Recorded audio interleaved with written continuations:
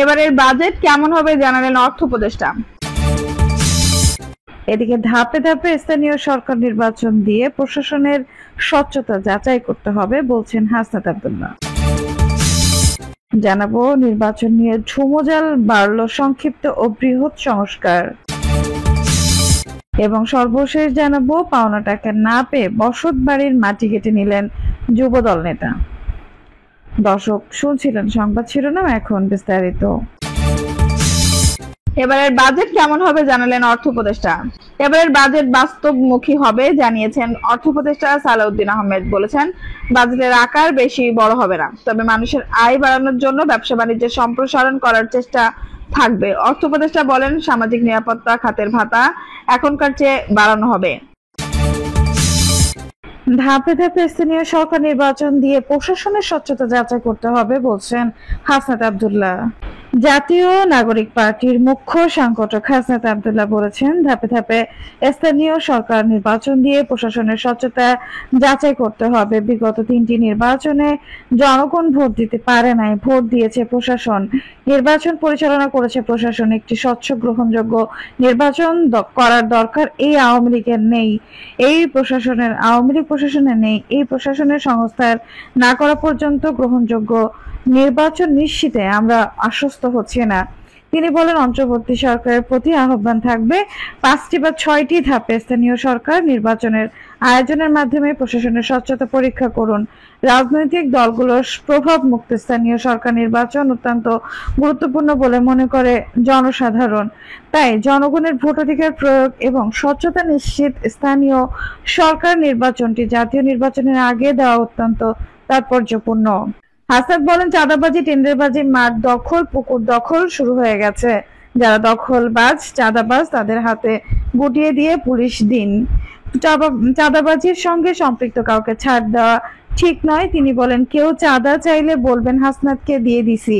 আপনারা হাসনাত আব্দুল্লাহর সঙ্গে যোগাযোগ করেন। কুমিল্লার কোনো চাঁদাবাজের ঠাঁই হবে না। হাসনাত বলেন, আওয়ামী লীগকে পুনর্বাসনের জন্য বিদেশে বসে ষড়যন্ত্র হচ্ছে। বিভিন্ন রাজনৈতিক দল নির্বাচনে ফয়দা নেওয়ার জন্য আওয়ামী লীগকে পুনর্বাসনে পেট্রোল ডিপ্লোমেসিতে যুক্ত হচ্ছে। বিভিন্ন রাজনৈতিক দল নির্বাচনে ফয়দা নেওয়ার জন্য আওয়ামী লীগকে পুনর্বাসনে পেট্রোল ডিপ্লোমেসিতে যুক্ত হচ্ছে। তিনি বলেন, এক খাপে 2 তলোয়ার যেমন থাকতে পারে না, ঠিক একইভাবে 5 আগস্ট পরবর্তী সময়ে বাংলাদেশে আওয়ামী লীগ ও এনসিপি থাকতে পারে না। নির্বাচন নিয়ে ঝুমোজাল বাড়ল সংক্ষিপ্ত ও বৃহৎ সংস্কার। আগামী জাতীয় সংসদ নির্বাচনের সম্ভাব্য সময় নিয়ে প্রধান উপদেষ্টার সর্বশেষ বক্তব্য ঘিরে রাজনীতিতে নতুন করে আলোচনা শুরু হয়েছে। প্রধান রাজনৈতিক দলগুলো মনে করছে, নির্বাচনের সম্ভাব্য সময়ের ব্যাপারে প্রধান উপদেষ্টা এতদিন ধরে যে অবস্থান প্রকাশ করেছিলেন, সর্বশেষ বক্তব্যে তার আগের অবস্থান আবার কিছুটা নড়চড় হয়েছে। দলগুলোর নেতারা বলছেন, এতে সরকার সম্পর্কে মানুষের মধ্যে ভুল ধারণা তৈরি করবে এবং নির্বাচন নিয়ে ধ্রুমজাল সৃষ্টি করবে।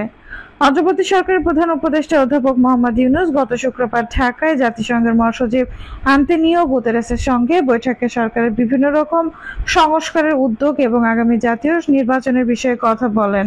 সেখানে তিনি নির্বাচন প্রসঙ্গে বলেন, রাজনৈতিক দলগুলো যদি সংক্ষিপ্ত সংস্কার প্যাকেজ নিয়ে একমত হয় তবে নির্বাচন ডিসেম্বরেই হতে পারে। তবে তারা যদি বৃহৎ সংস্কার প্যাকেজ গ্রহণ করে তাহলে নির্বাচন আগামী বছরের জুনে অনুষ্ঠিত হবে। কথা বলে জানা গেছে, প্রধান উপদেষ্টার এই বক্তব্যে রাজনৈতিক দলগুলোকে নতুন করে ভাবনায় ফেলেছে।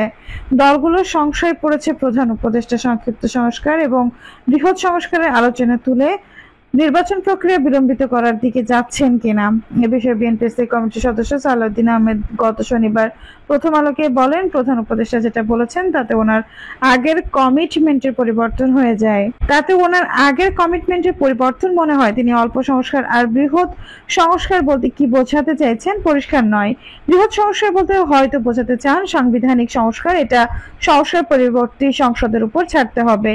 আর রাজনৈতিক দলগুলোর সঙ্গে তারা হয়তো ঐকমত্য সনদে পৌঁছাতে চান, এগুলোর জন্য তো বেশি সময় লাগার কথা না। রাজনৈতিক দলগুলোর নেতারা বলছেন, এর বাইরে অন্য কোনো বিষয় অন্তর্বর্তী সরকারের যদি বেশি সময় দরকার হয় তাহলে সেটাও পরিষ্কার করে বলা প্রয়োজন। যাতে রাজনৈতিক দল এবং সাধারণ মানুষ ধোঁয়াশায় না থাকে। সেটি না করে অল্প সংস্কার, বেশি সংস্কার, সংক্ষিপ্ত সংস্কার, বৃহৎ সংস্কার এমন বিষয় সামনে আনা হলে সব মহলে বিভ্রান্তি সৃষ্টির অবকাশ থাকে।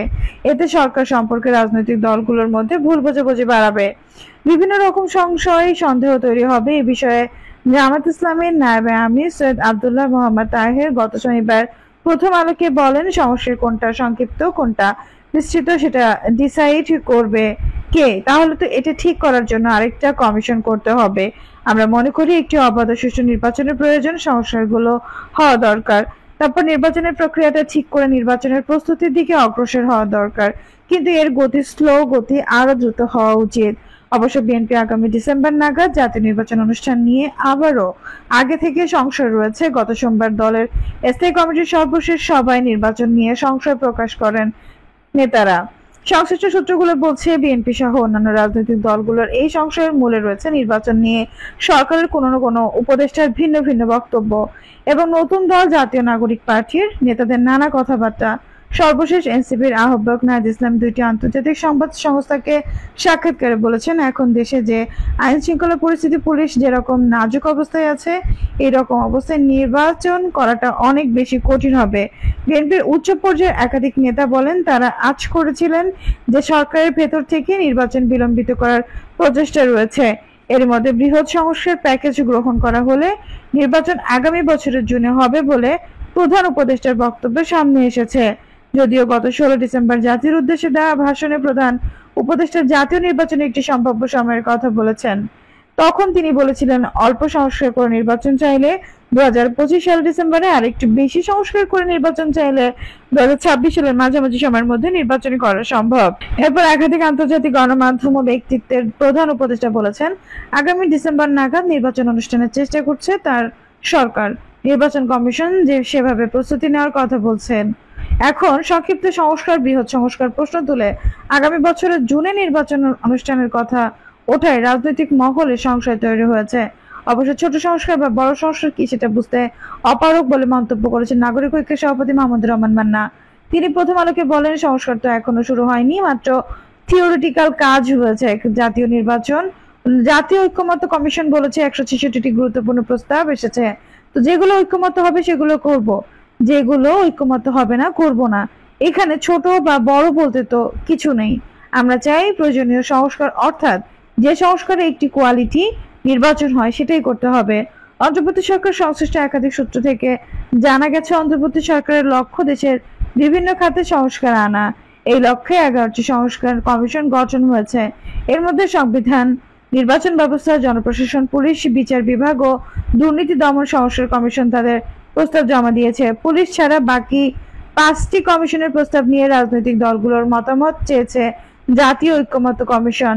এই নিয়ে দলগুলোর সঙ্গে আলোচনা করবে ঐক্যমত্য কমিশন। তবে বিএনপি স্থায়ী কমিটির সদস্য আমির খসরু মাহমুদ চৌধুরী প্রথম আলোকে বলেন, বিএনপি বড় সংস্কারে যাচ্ছে না, বড় সংস্কার হবে সংসদে।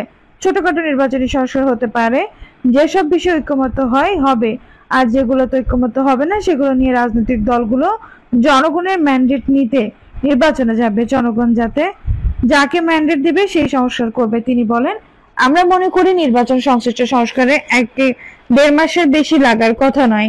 সেই হিসেবে আগামী জুন জুলাইতে নির্বাচন হতে পারে। দর্শক, এই ছিল এখনকার সর্বশেষ সংবাদ। নিউজটি ভালো লাগলে অবশ্যই একটা লাইক দিন, কমেন্ট আপনার মূল্যবান মতামত জানান। সবসময় আমাদের পাশে থাকতে সাবস্ক্রাইব করে বেল বাটনটি অন করে রাখুন। ধন্যবাদ।